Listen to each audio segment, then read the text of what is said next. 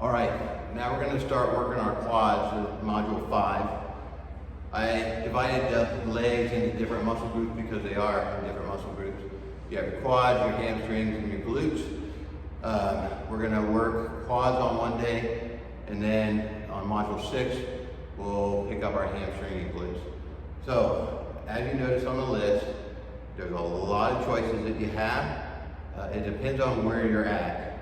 Some people want to do squats, and I say go ahead and do those. You can do it with just a bar, but what I call on their air squats is just something you can simply put your feet out, put your hands together, and just do a squat, and come up. Squat, and come up. That's the air squat. Now let's say you do those really well, then we're going to do what's called a goblet squat. On a goblet squat, you're just holding it like it was a goblet of the old days, the golden chalice. So you're going to keep it to your chest. Again, you're going to stand straight, keep your back straight, and you're going to go down and up, down and up. Once you pass that level and you go up more on the weight, then I suggest you can either do leg press or you can do a regular squat. All right, next exercise, we're not going to demonstrate our leg extensions because you have, in your gym, you'll probably have a machine where you sit down and push those legs out. We don't happen to have one on this one, but it's okay, still do them. I do want to remind you that as you start to curl that toe up or that leg up, I want you to keep your toes pointed towards yourself. That gives you a full flexing movement. All right, next is a sumo squat. I like to do these with a cable, but I want to show you a way to do it with a dumbbell. You can just hold it between your legs, but you're going to spread those legs out. Those toes go in the opposite direction. As you go down, you're going to sit into it and come back up. You can do the same thing holding on to a cable, but this is going to really stretch the insides of your legs, and it's called a sumo squat. If you want to hold your weight like a goblet, you can. The sumo is just about the stance, and you'll feel a difference in the muscles that you use.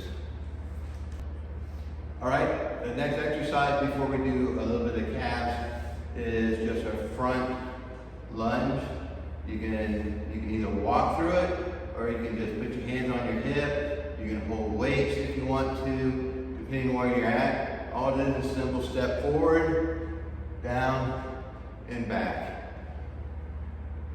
You're going to do one leg for all the reps. And once you're done, switch legs, reach out there, push yourself back. And there you go. There's leg day, except for calves.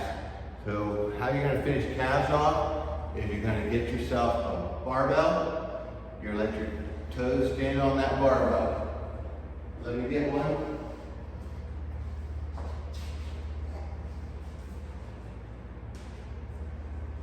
I'm going to put it on the ground.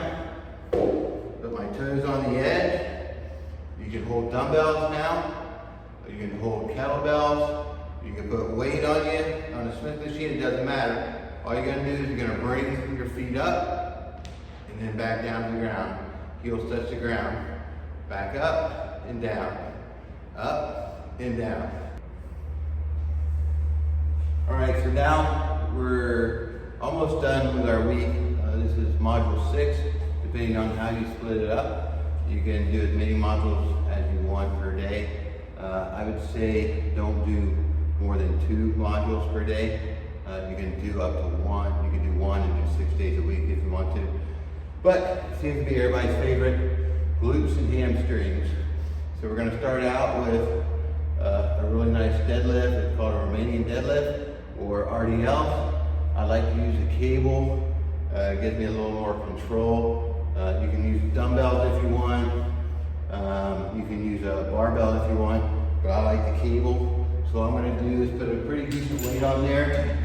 I'm going to grab hold of it, step back, bend my knees slightly, and as I let that weight down, I'm going to drop my butt, let it stretch, come back up and squeeze. Drop and squeeze. Drop and squeeze. Next is the Bulgarian split squat. I don't know how many people like to do these. I know I don't, but they're really good for your glutes. If you do them correctly, you'll feel a stretch you don't feel in anything else.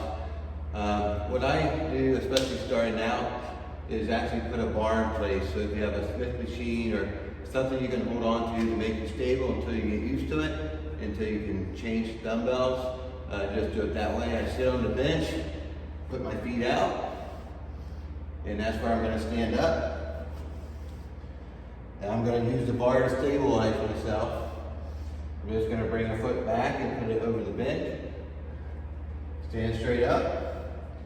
And I'm going to squeeze all the way down, try to get that knee to the ground, and then come back up. So I'm going to use the bar to stabilize myself until you can hold dumbbells. You're going to hold your dumbbells this way.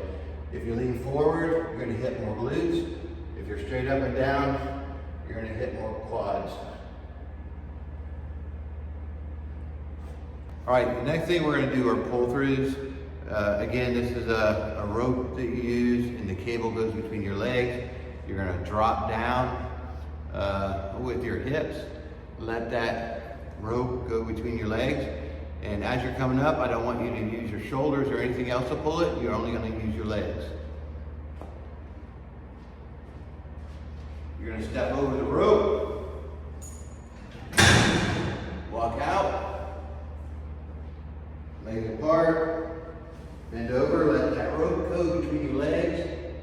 And as you come up, you're going to squeeze your glutes.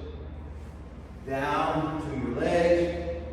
Squeeze your glutes. Your arms shouldn't be doing anything. And that's a pull through.